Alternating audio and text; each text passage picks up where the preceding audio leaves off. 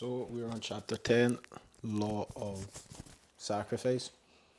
And yeah, I don't have my book this time, unfortunately. So going off my phone and a few tools I'm just testing. But this one just talks about realistically the moral of the entire chapter goes on about discipline. And yes, it's called the Law of Sacrifice. However, it's just talking about mainly having the discipline to sacrifice the small things in order to get the larger things it is that you're after. So it says that sacrifice is necessary for advancement. Progress always requires some sort of exchange. And then it goes on as well and talking just about how you can't gain without giving something up. And that literally aligns with physics in a sense as well. And when it's talking about that energy can't be created or destroyed, it can only be sort of transmuted or transferred or converted into something else. Like whatever it is, it can't be destroyed. It can't be created from nothing. It can't be destroyed into nothing. It's always sort of destroyed into something or made into something else. That energy will always sort of exist, so to speak, and yeah, it just sort of fits perfectly with what it's saying. So if you would like a spoon, you can't just create the spoon out of nothing. You need to go and get whatever material it is that you want the spoon made out of to then create that spoon. And now if you're wanting, for example, trying to think of something where you'd maybe need to destroy something like, guess my mind right now ain't on the analogies, but I'm sure I'll think of one. But pretty much just if you want something, you need to sacrifice or exchange something for it. Like that, there needs to be a sort of exchange of energy. You can't give nothing and receive something, which I think is very integral to just sort of how you operate in life. To be honest, making sure that you do realise that you can't really, there's always going to be some sort of exchange.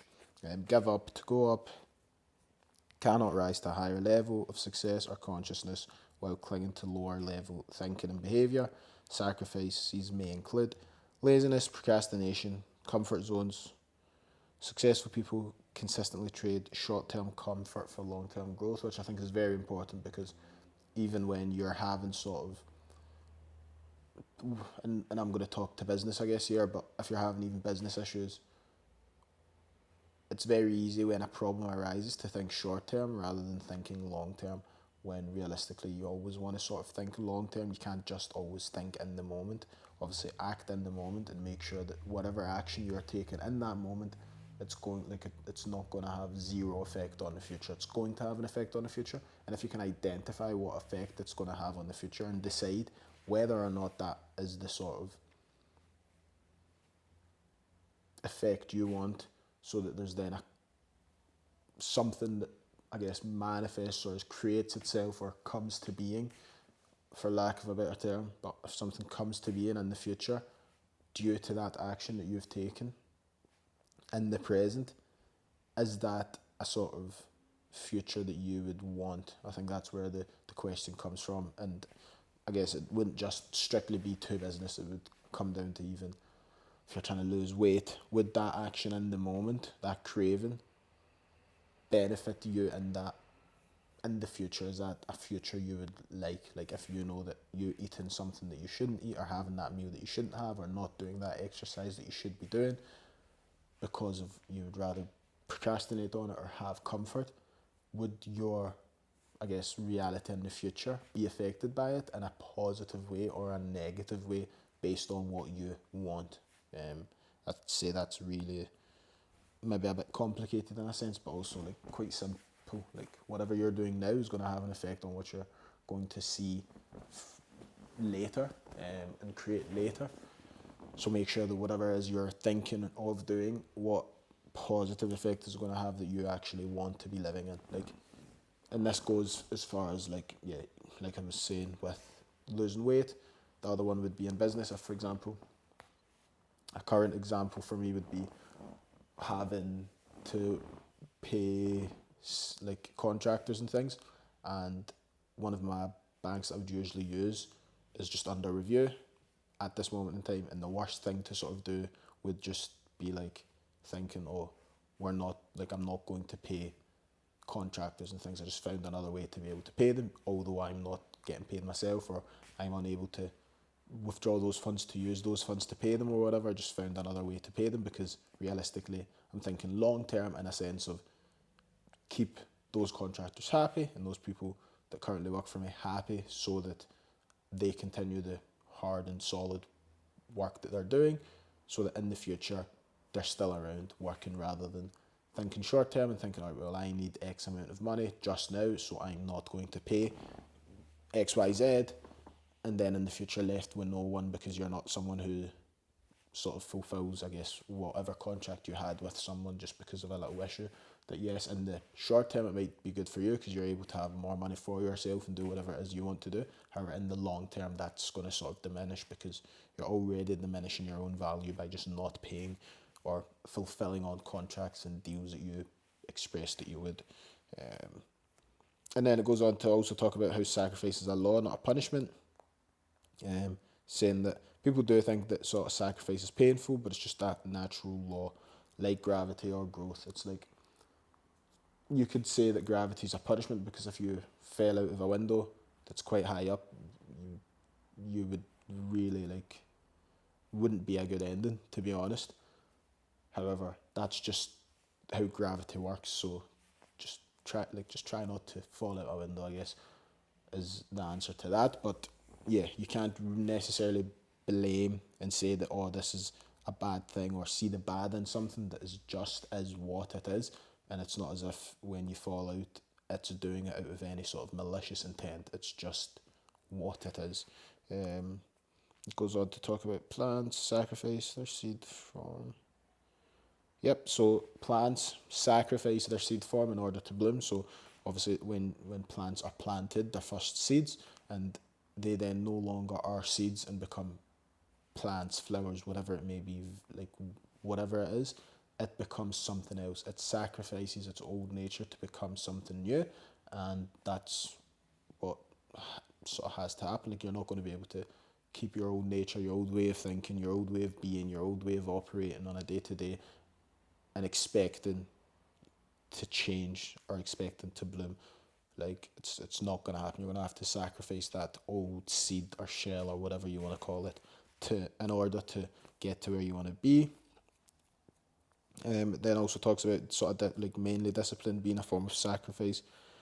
Discipline is willingly giving up distractions or ease in favour of focused actions and results. So making sure that you're staying focused when it's easy not to, making sure that your goals remain sort of the same, and you address them with discipline, because when you don't have the discipline, those things become sort of out of reach, because if you had those things, you wouldn't be working towards them, because whatever you were doing is just sort of what you're doing, and you have those things, and you wouldn't want them, you wouldn't be working towards them. But as soon as you have a desire or whatever, you just need to switch, and not switch, but just sacrifice however you were being before, because clearly whatever you were doing before wasn't getting you the result that you want. So you just need to sacrifice that old way of being, or that old way of thinking, or that old way of operating, in order to then have what it is you want. So I don't think that's really that overcomplicated. And it also talks about how sacrifice sort of refines character. Each sacrifice strengthens willpower and moral character.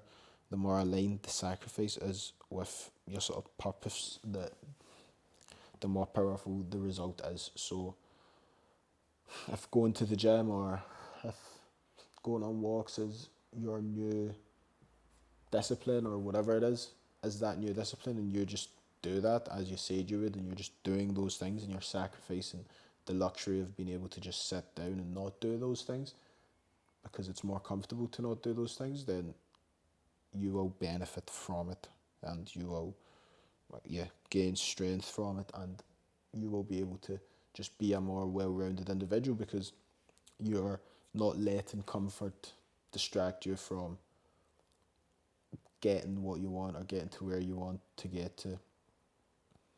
You're allowing that comfort to exist and not indulging in it, I guess, and I think that's phenomenal.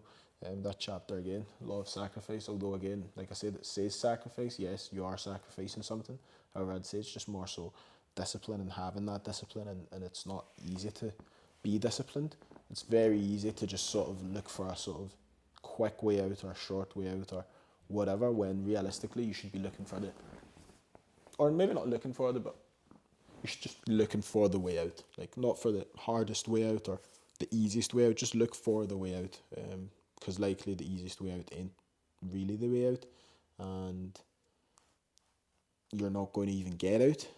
So you just want to make sure, again, like I said, take a second to analyze, right, is this action going to get me to where I want to go? No, then you should probably not be doing it. I think it's the same as anything really. Like, if you don't put petrol in your car and expect it to get somewhere, it's not going to get there. If you need to be disciplined, like, you need to be disciplined enough to realize, right, my car needs petrol, let me take it to the petrol station, put petrol in it, so that I can make sure that I get to all the destinations that I'm looking to get to. Otherwise, if you don't put that petrol in the car and you don't have the discipline, you're going to end up with no petrol in the car and broken down somewhere, and that's definitely not what you want or where you want to be. So, yeah, chapter 10, law of sacrifice. Gave a lot of examples, actually. I forgot to mention these. Gave a lot of examples of people previously who sort of sacrificed their old ways of being in order to become new sort of people, or get to where they want to get to. And whether it's footballers, whether it's philosophers, whether it's I said footballers, but athletes, whether it's doctors, like, whatever it is, there was something sacrificed in order to get there. With doctors, athletes, philosophers, they're all sacrificing, so to speak, their time. They're disciplining themselves in order to use their time for something other than ease, so to speak. And I guess, who knows, well, I'm sure people do know, but I'd say that it's always easier to not do than it is to do, because it just requires energy, movement. And would there ever be a point when you're just that disciplined that it doesn't feel like work? Who knows?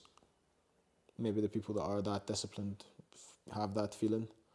I would say that I don't just yet, but I don't think the feeling necessarily matters if, I guess, the feeling of where you're getting to outweighs the feeling of the now, of the sort of hurt or the uncomfortability. And maybe that's where you sort of think, all right, well, how would me doing this serve me in the future? And would I be a better person, or would I feel better, or would I, like, whatever the sort of goal is you have in mind, just realize that the chances are that if you have that in mind, that state of being will likely outweigh whatever comfort you have now tenfold, and you'll likely just continue sort of wanting to grow from there. And I think that's completely fine. So there was also a poem at the end of this, one that I'm probably going to have to read a few times. I may just read it out and end it at that, but it basically says, by William Ernest Henley, out of the night that covers me, black as the pit from pole to pole,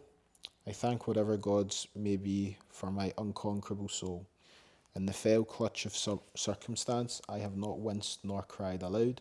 Under the bludgeonings of chance, my head is bloody but unbowed. Beyond this place of wrath and tears looms but the horror of the shade, and yet the menace of the years finds and shall find me unafraid. It matters not how strait the gate, how charged with punishment the scroll. I am the master of my fate. I am the captain of my soul. And I'd say that for me, at least, this passage speaks to, regardless of what happens, regardless of the circumstance, regardless of what may be in front of you, ensuring that, again, whatever action you're about to take, whatever it is, isn't sort of a reaction, and more it's a response or a calculated thought action that positively impacts or has direct positive impact to where you're trying to get to or where you're trying to be. And it was, when it talks about sort of being unafraid when fate comes round. Yeah. And yet the menace of the years finds and shall find me unafraid. So you're unafraid. How charged Yeah, and it also talks about how charged with punishment in the scroll, regardless of the path, like the way they need to go, or regardless of what punishment may come of that thing, so to speak. You are the master of sort of ensuring that your fate becomes what you want it to become.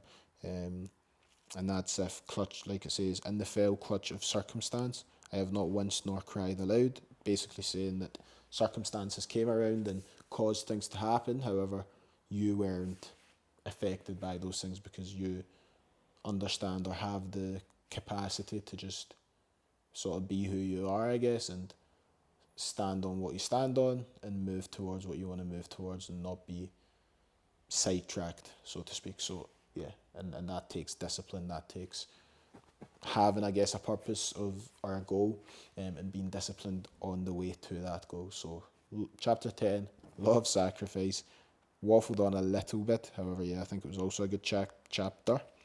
And yeah, so there's nothing else really to say other than chapter 10, law of sacrifice. Oh, I just clipped that by accident.